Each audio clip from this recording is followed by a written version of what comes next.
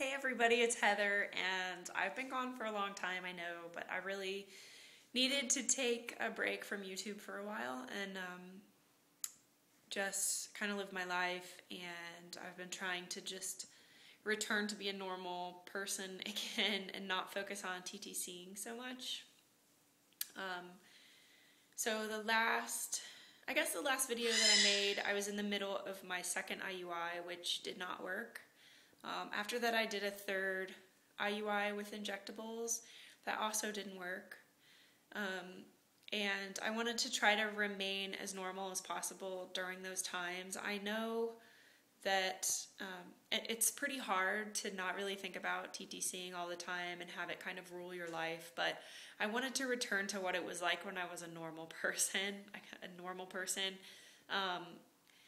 and just kind of, I don't know, feel like a normal person again. And by that I mean, since I've been trying to conceive, I have not been exercising like I used to. I used to run half marathons, and my doctor advised me not to do that while I was on injectable medications, because high impact exercises like that will, they enlarge your ovaries, and your ovaries can twist over, cutting off blood supply to your ovaries, so they don't recommend that you do high impact exercises while you're on injectables. So I didn't do that, and that's a main love of my life, is running. And I've gained a lot of weight. I've tried to eat healthy and made changes to my diet, but I just don't feel like myself operating as usual, living my life as usual, achieving my goals as usual, because I feel like I'm in this limbo of trying to conceive all the time. And I already feel like a baby-making machine, even though I've never even been pregnant. Because I've devoted my life to making a baby and getting pregnant and having a baby, and I just wanted to be myself again. So I took a break. Even while I was doing my injectable cycles, I was able to do that pretty well and just chill out and go through my cycles. They were both negative. And so I spoke with my doctor, and my husband went too, and we've done 3 Clomid cycles, 3 injectable IUI cycles, and they've all failed. I have 1 blocked fallopian tube, and we discussed whether it would be prudent to keep continuing doing IUIs with injectables, knowing that every other month, because my ovaries alternate which month they ovulate on, they're pretty diligent about that. So every other month, it's like we're really going through this exercise for nothing because my left tube is blocked. So I really have only had 3 chances in 6 months of having assisted, I guess, RE-assisted TTC, whatever you call it, medically assisted TTC, non-natural TTC, whatever you call it. In total, I've been trying for almost 2 years now, but it's been 6 months of actual medical intervention. So what we could have done is just either go on doing IUIs forever, knowing that every other month wasn't a real chance of conceiving a child. And my insurance covers IVF, and I've made several videos on this and how my insurance covers IVF. And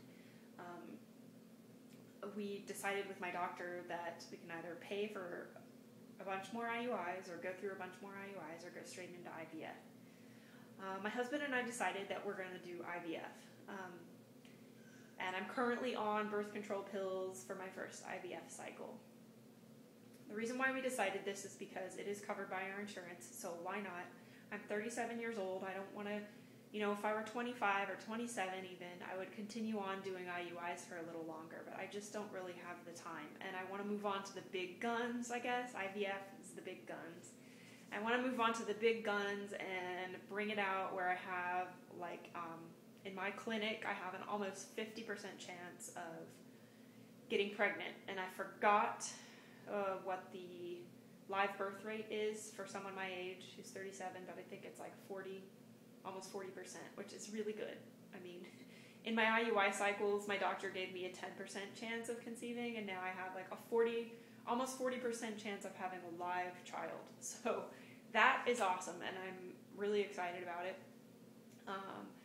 I just was stressed out with doing IUIs with injectables, and although the injections don't hurt me, they stress me out. I don't know what it is. It's just having to inject yourself with medication and having to be tied to coming home every night at the same time because you have to get your medication out of the fridge and do your injection. It was just, I don't want to continue on that path. If I'm doing injections, I want to do it big style, pull it all out, do all the injections I can, pull out the big guns and do IVF. So that's what we're doing.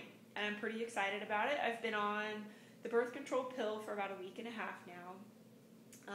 My protocol is going to be the high responder Lupron trigger protocol, which I'm going to make a video about later and explain why we chose this protocol, what it is, and why you use a Lupron trigger instead of an HCG trigger.